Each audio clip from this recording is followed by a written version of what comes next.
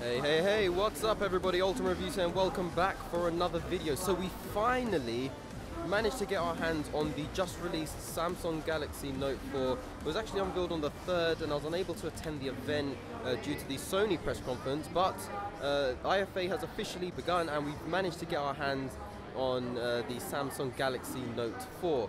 So this phone features a 5.7-inch Quad HD display, which was actually quite expected. It's a 2560 by 1440 resolution display. So as you guys could imagine, that's 2K and it looks absolutely brilliant, especially on the 5.7-inch display. Now, if we take a look, just a quick look at the thinness of the device, it actually measures in at 8.9 millimeters thin. And it feels as if they've included a bit of metal around the edges of the phone, but it still feels really great. So inside the Samsung Galaxy Note 4 you'll find a Qualcomm Snapdragon 805 processor clocked at 2.7 GHz, which is pretty good. It will also be running on the Android 4.4 operating system with 3 GB of RAM and 32 GB of internal memory. Now if you take a look at the back, they've also included the fingerprint sensor.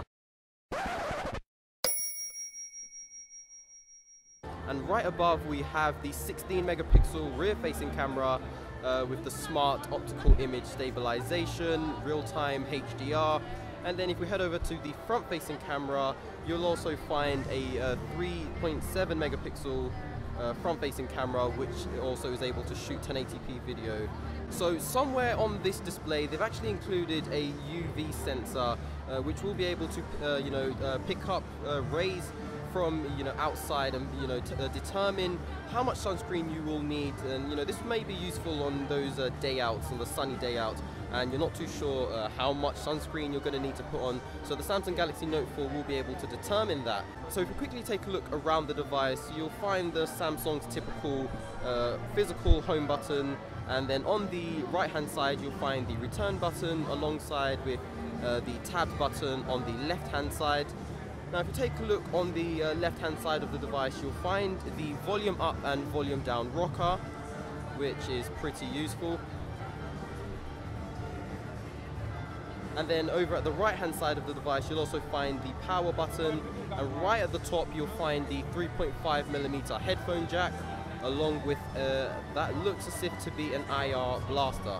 And then right at the bottom of the device we also have the charging port, which runs on a USB 2.0 connection. So overall, this device just feels really nice and really light in the hand, and I think Samsung kind of mimicked a bit the Samsung Galaxy Alpha design, especially with the metal dip at the edges of the device on each side, the top and bottom. If you guys can see that, they've added a tiny metal dip similar to the Samsung Galaxy Alpha right at the bottom and the top on each side of the device, and it feels really nice. I wouldn't mind them including this in most of their new upcoming devices, but it feels really nice, and they've definitely taken some parts from the Samsung Galaxy Alpha and included it on the Samsung Galaxy Note 4. But this feels really nice. The bezels are also super thin. It looks as if, let's just quickly turn on the display, the bezels are similar to the Sony Xperia Z3. I'm sure it's probably around 2 millimeters thin, which is super thin, and as you guys can see from the display, it just looks really nice. And again, it gives you that edge-to-edge display, which is really important. So here we have the home page. I think you slide up. All right, this is in Chinese, so I have no clue. Nope, home. Alright, so this is the home page, and again this is running Android 4.4 with of course Samsung's custom theme.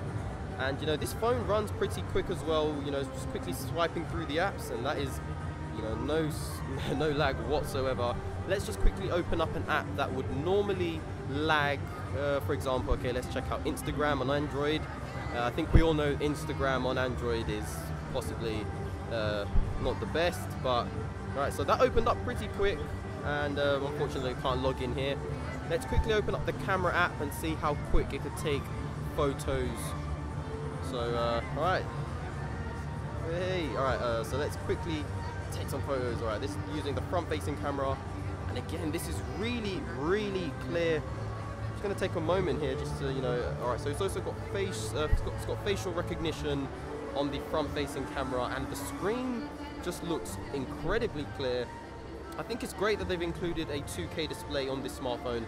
Right, so let's head over to the rear-facing camera and see how quick it could take some photos. All right, so 3, 2, 1. All right. Okay, so as you guys saw, it wasn't the fastest. The Samsung Galaxy Alpha was just a bit quicker. It was a bit quicker. The Sony Xperia Z3 was much quicker, but this is the typical Samsung camera app, and it does have that lag. Maybe if there is another third-party app such as the Google camera app that may be able to take photos a bit quicker than the Samsung camera app that comes inbuilt.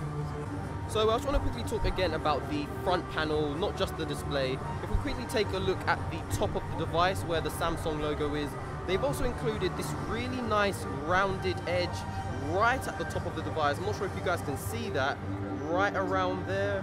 It's a really nice glossy rounded edge, and it just looks really, really nice. I can't really, I can't tell you guys how nice this device looks. They've also included this nice little pattern you guys may be able to see through the camera. The nice rigged pattern right at the top just adds to the overall design of the smartphone.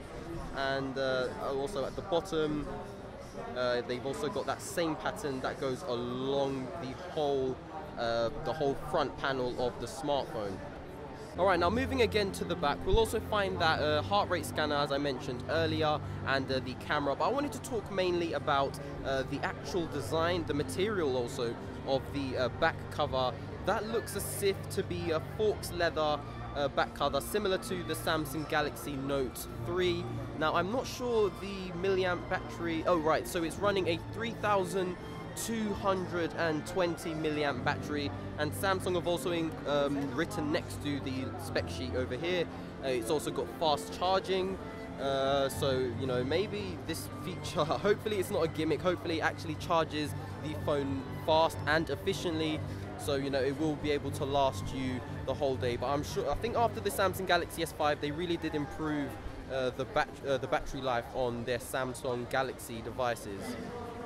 So 8.5 millimeters thin, as you guys could imagine. That is super thin, and it just feels and looks really great. And 5.7 inches, it doesn't really feel like it anymore. This feels like the ideal phone if you want a phablet, not too big, not too small. The Samsung Galaxy Note 4 is definitely right at the top when it comes to this type of size smartphone. Now you'll also find the fingerprint scanner right at the bottom of the device, and similar to the Samsung Galaxy S5, you just have to constantly keep tapping your thumb on the home button until it picks up all the fine details of your thumb, and you will be able to use the fingerprint scanner, and from the Samsung Galaxy S5 it seemed to work perfectly fine, so I'm sure that there will be no problems on the Samsung Galaxy Note 4. Anyway guys, this has been Ultimate Reviews here at IFA Berlin at the Samsung press booth. So we've managed to get our hands on the Samsung Galaxy Note 4. I hope you've all enjoyed the video. Do check out the channel for much more Samsung products at the IFA Samsung press booth. And thumbs up this video if you have enjoyed it. Make sure to subscribe to be kept up to date with all of the latest videos. And I will see you all in the next video. Have a great day, guys. Got to do the thumbs up. Peace.